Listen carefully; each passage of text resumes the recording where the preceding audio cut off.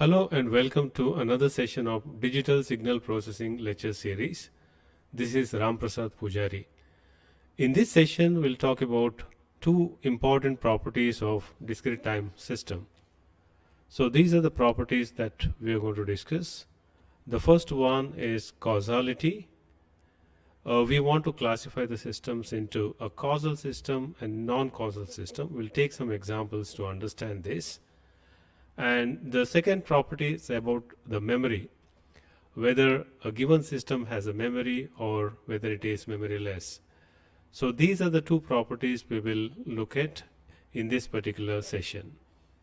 The first property we look at is causality. We can classify the systems into causal system or non-causal system.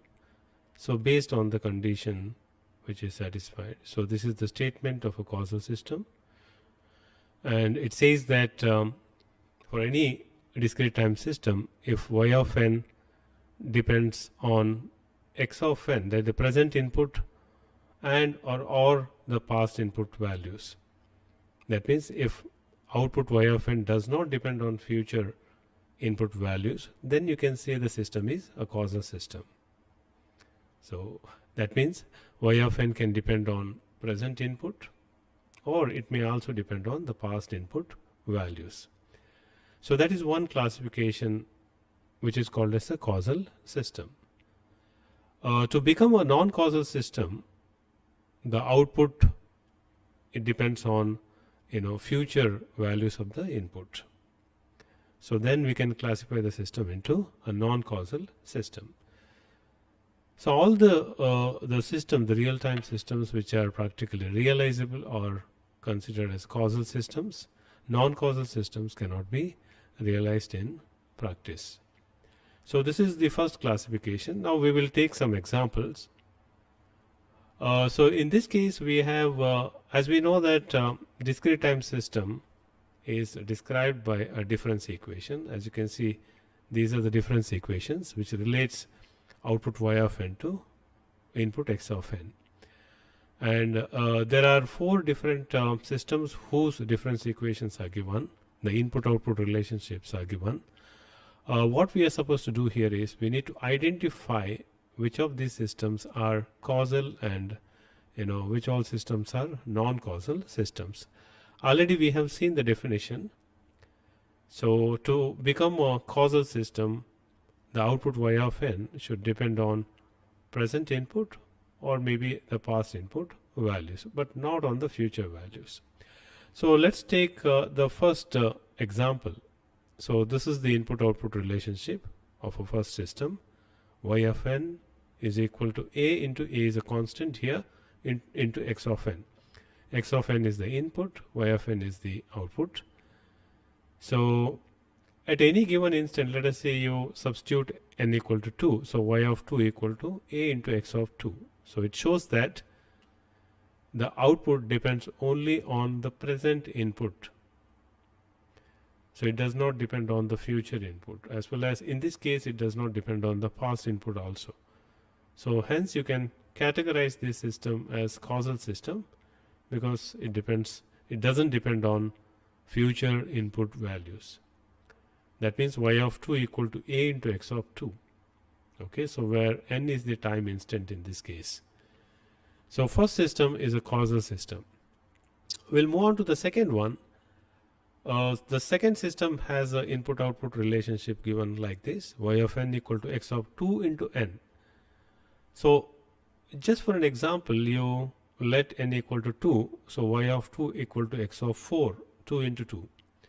So whereas x of 4 indicates that the future input, that means to obtain the output at n equal to 2, you need to have an input at n equal to 4, at the time instant 4.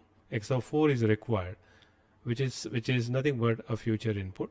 So hence this system is a non-causal system because it requires a future input values. The output requires the future input values.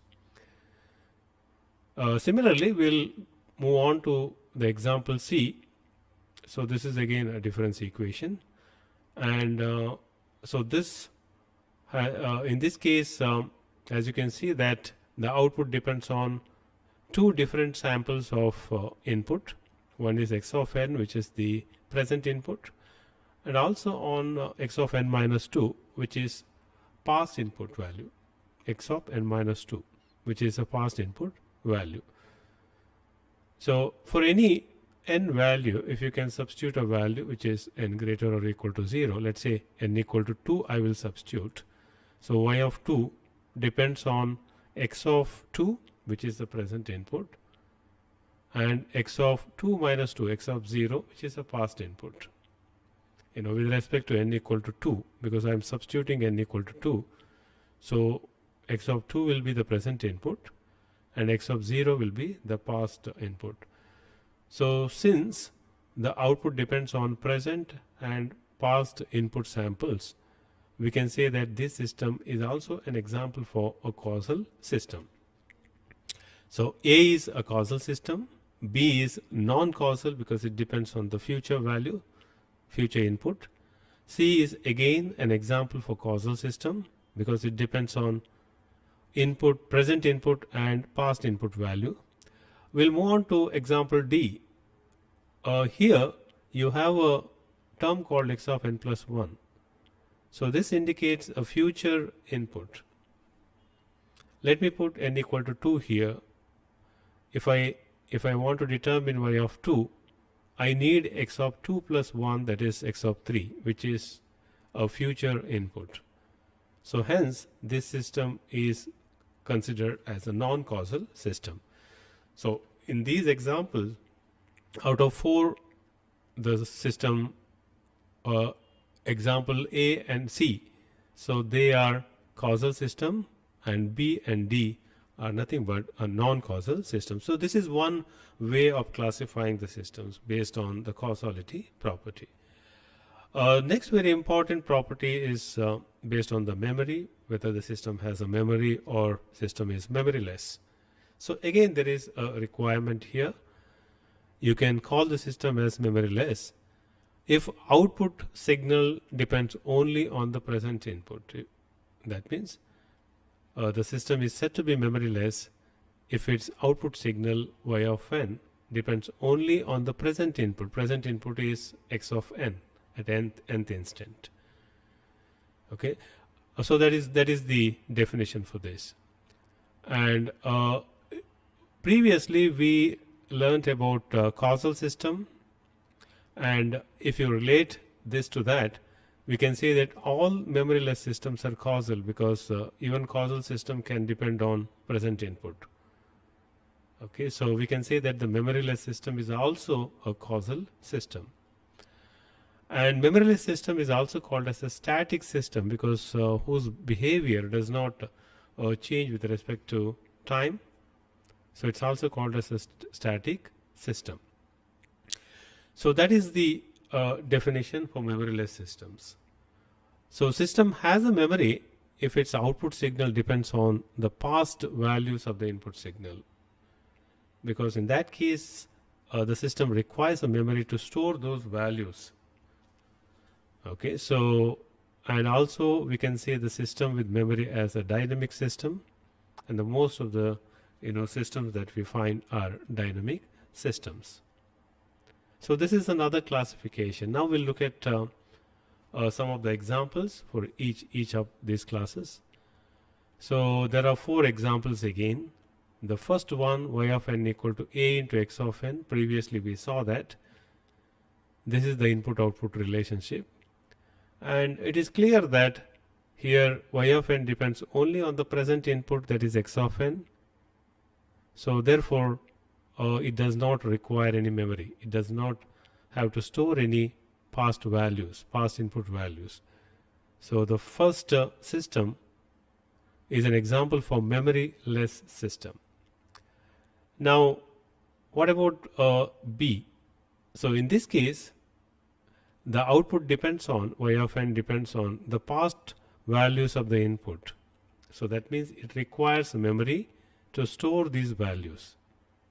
There are at least 2 memory elements are required to store x of n minus 1 and x of n minus 2 values. So this particular system or a system with this difference equation has a memory. And similarly, we'll move on to example C. In example C, again, y of n depends on x of n. So therefore, it just depends on x of n. It doesn't depend on past values of x of n. So therefore, we can say that this is an example for memoryless system. So this is memoryless. This system has a memory. This is again an example for memoryless system. So memoryless system with memory and memoryless. Now, when it comes to D, if you observe here, again it requires a memory, because at any n instant n, you will have to accumulate all the values of x of k, that is input, up to time instant n. That means all the previous values need to be accumulated. So they need to be stored in the memory. So this is again an example for a system with memory. So there are two systems without memory and two systems with memory. A and C do not have any memory. They are called as memoryless system. B and D are examples for system with memory. So these are the two important properties of a system. There are even other properties like stability, linearity, time invariance, and these properties will be covered in the next session. So I'll be talking about these properties in the next sessions. Thank you.